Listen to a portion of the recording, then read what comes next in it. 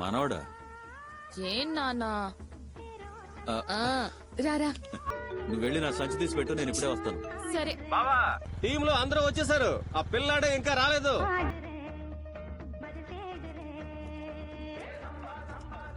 అరే మన హీరో భయపడి ఉంటాడేమో. ఆ కుర్రాడు తప్పకుండా వస్తాడు, నాకు బాగా తెలుసు. నువ్వు ముందు బండి తీసుకురా.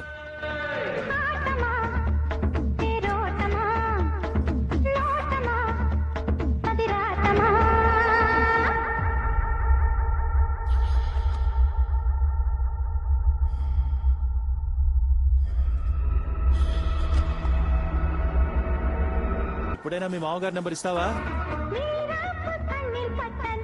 అన్నా నేను తర్వాత ఫోన్ చేయను. తర్వాత అంటే ఎన్నింటికో చెప్పు, నేను చేస్తాను. ఏమైంది? ఎవరే? ఆ రోజు పెళ్లి చూపులకు వచ్చారే. ఓ ఏం బాబు ఇలా చెప్పా పెట్టకుండా వచ్చావు? అది కాదండి, ఇక్కడ పనుండి వచ్చాను. మా అమ్మ దుర్గ జాతకం అడిగి తీసుకురమ్మన్నారు. అదే. కూర్చో బాబు. ఏ మంచినీళ్ళు ఇవ్వవే. జాతకం. అయ్యా నువ్వేంటయ్యా అమ్మాయిల లోపల నుంచున్నో ఎల్లు అబ్బాయిని పలకరించవచ్చుగా.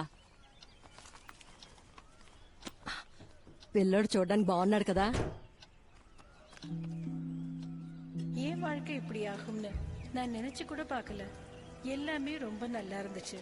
ஒரு நல்ல கணவர். ఇదిగో బాబు. ஆனா புகையில எல்லாத்தையும் సరే అండి, నేను వెళ్ళొస్తాను. టీ. లేదు పర్లేదు, మళ్ళీ వచ్చినప్పుడు.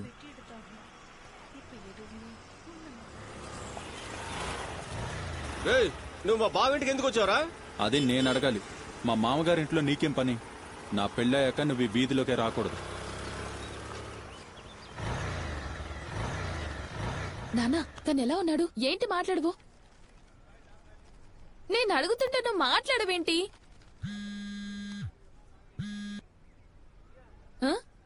ఏమ్మా, ఆ రోజు అతను నాకన్నా బాగా ఆడతాడన్నావుగా? అదే అతను నాకన్నా బాగా ఆడతాడని చెప్పావుగా, అతనే చెప్పాడా? అతను ఎందుకు చెప్తాడు? నేనే అతనికి చెప్పాను. అతను ఊళ్ళో అందరికీ అదే చెప్తున్నాడు. అదే అడుగుతున్నా, ఏం చెప్పాడు? నాకన్నా తను బాగా ఆడతానని చెప్పాడా, లేక నాకు ఆటే రాదని చెప్పాడా? ఆ రోజు నువ్వేమన్నావు? బాగా ఆడతాడని కాదు, నాకన్నా బాగా ఆడతాడని చెప్పావు. అంటే అతనే చెప్పుంటాడు.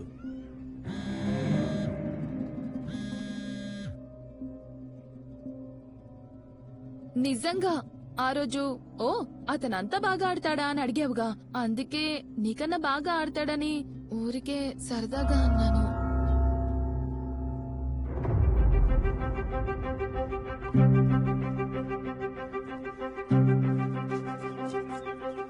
ఇదిగో శుక్రవారం ఆ పిల్లోడి తల్లిదండ్రుల్ని రమ్మందాం అనుకుంటున్నా. ఆ రోజన్నా ఇంట్లో ఉండు. ఎవరు ఇప్పుడు వచ్చి వెళ్ళాడే ఆ పిల్లాడి గురించా? బావా ఆ మాట ఎత్తకు. నువ్వు ఊరుకో బావా, ఇది అమ్మాయి జీవితం. ముందు బండి తీరా, వెళ్ళు.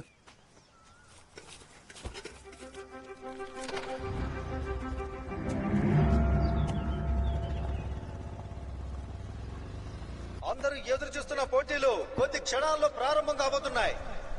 క్రికెట్ అభిమానులందరూ ఈ ఆహ్వానం. క్రికెట్ పోటీలు చూడడానికి వచ్చిన ఫ్యాన్స్ అందరూ దయచేసి గ్రౌండ్ బయటికి వెళ్ళవలసిందిగా కోరుతున్నాం. ఇక్కడెందుకు ఆపావు? నువ్వు వెళ్ళి ఆడు బావా, నేను బయలుదేరుతాను. నీకేదైనా పనుందా? ఇక్కడ ఏ పని లేదు, ఇంకేం పని ఉంటుంది? ఇప్పటికే మనసు సరిగ్గా లేదు. నా బుర్ర తినకు, సంగతేంటో చెప్పు. నాకెందుకు చెప్పలేదు?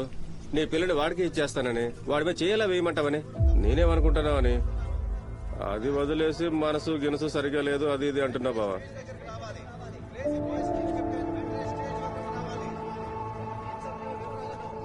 బావా బావా, ఇన్నేళ్లుగా నాతో తిరిగి ఇదేనా అర్థం చేసుకుంది? అవసరం లేదురా, పోరా. ఎవరైనా నాకు అనవసరం. ఎవరు చెప్పినా చెప్పకపోయినా పాట వేస్తాను. ఇది నా కంట్రోల్లో ఉంటుంది. రైట్. ఏ పాట గుర్తుందిగా? రే ఏంట్రా మీ మామగారి ఇంటికి వెళ్ళి వచ్చిన దగ్గర చదువులో ఉన్నావు? ఏమైంది?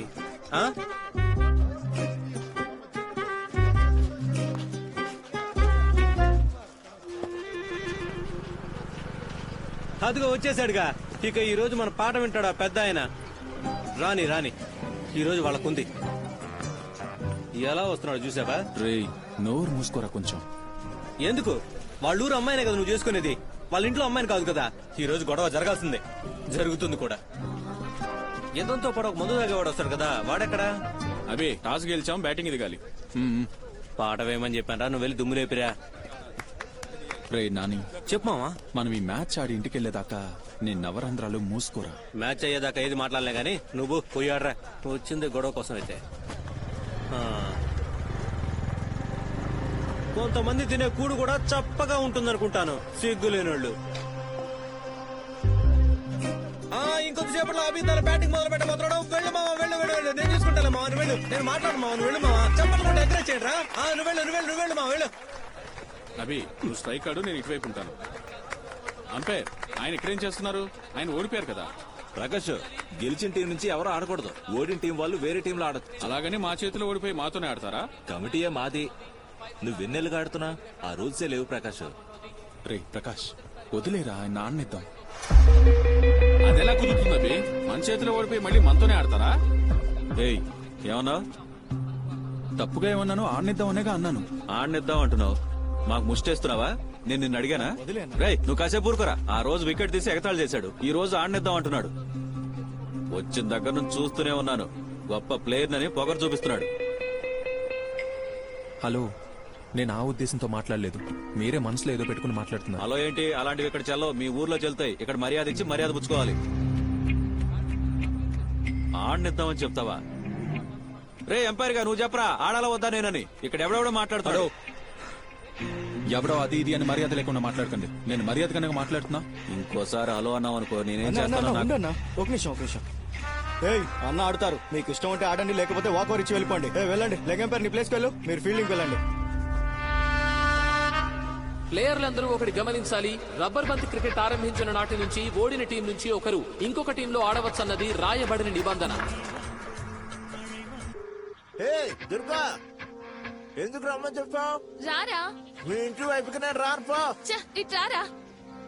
మొదటి ఇన్నింగ్స్ ముగించడానికి 96 పరుగులు తీయాలని నిర్ణయించబడింది. పోయిన మ్యాచ్ లో 5వ ఓవర్లో ఇద్దరు తలపడి అందరినీ అలరించారు. ఈ మ్యాచ్ లో మొదటి ఓవర్ నుంచే కలవరం సృష్టిస్తున్నారు. ఇప్పుడు అభి తన మొదటి బంతిని శేషుకి వేస్తున్నాడు. సరైన వేగంలో దూసుకొచ్చి వేసిన ఆ బంతిని బ్యాట్స్మెన్ శేషు గాల్లోకి లేపి కొట్టాడు. బంతి బౌండరీ వైపుగా దూసుకుపోయింది. అది బ్యాటింగ్ తగిలితే తెలియగానే లేస్తున్నా. అది సిక్స్ అని అంపైర్ ప్రకటించారు. విచిత్రం ఏంటంటే ఇన్ని సంవత్సరాలు శేషు తన మొదటి బంతితో సిక్సర్ కొట్టడం ఇదే మొదటిసారి. పోయిన మ్యాచ్ లో తనకొచ్చిన ఉత్సాహంతో ఈ మ్యాచ్ లో మరింత రెచ్చిపోయి ఆడుతున్నాడు శేషు. ఈసారి అభి వేసిన రెండో బంతి శేషు ఛాతీపై నుంచి దూసుకెళ్లింది. ఖచ్చితంగా చెప్తున్నాను, చూస్తుంటే ఇది రెండు జట్ల మధ్య పోటీలా మాత్రం లేదు, శేషుకు అభికి మధ్య జరుగుతున్న పోటీలా ఉంది. మూడో బంతి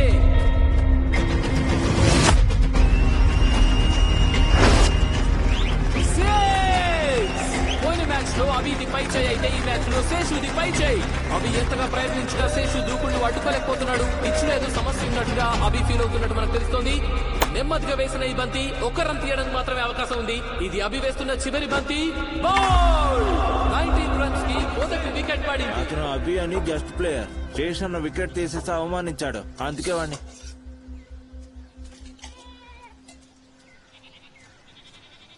ఈ రోజు ఫైనల్లో అభిని ఓడించాలని కమిటీ టీంలో ఆడడానికి శేషన్న వెళ్ళాడు.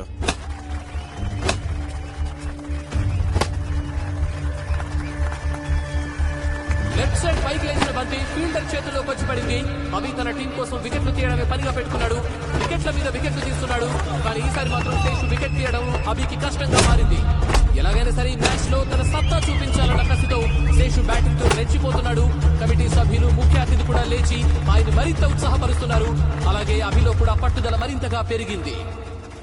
గ్రౌండ్ లో గొడవ పడ్డా అన్నాయి కదా ఇతను. రే అరవిందో, ఏంట్రా ఇలా రారా. శేషాన్నతో కన్నా గ్రౌండ్ లో గొడవ పడ్డాడు చూడు, అతను టీవీలో వస్తున్నాడు రా. ఇలా రారా. మనం ఏం చేసినా గుంపులో ఒక్కడిగా చేయకూడదు, ఒంటరిగా చేయాలి. రే అన్న వెనకాలన్న బిల్డింగ్ చూడరా, ఎవరో సిఎస్ కి పెయింటింగ్ వేశారు. రే ఆ ఇల్లు అన్నదిరా.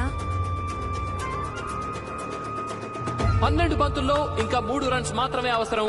5 స్టార్ టీం తన 8వ వికెట్ ని కోల్పోయింది.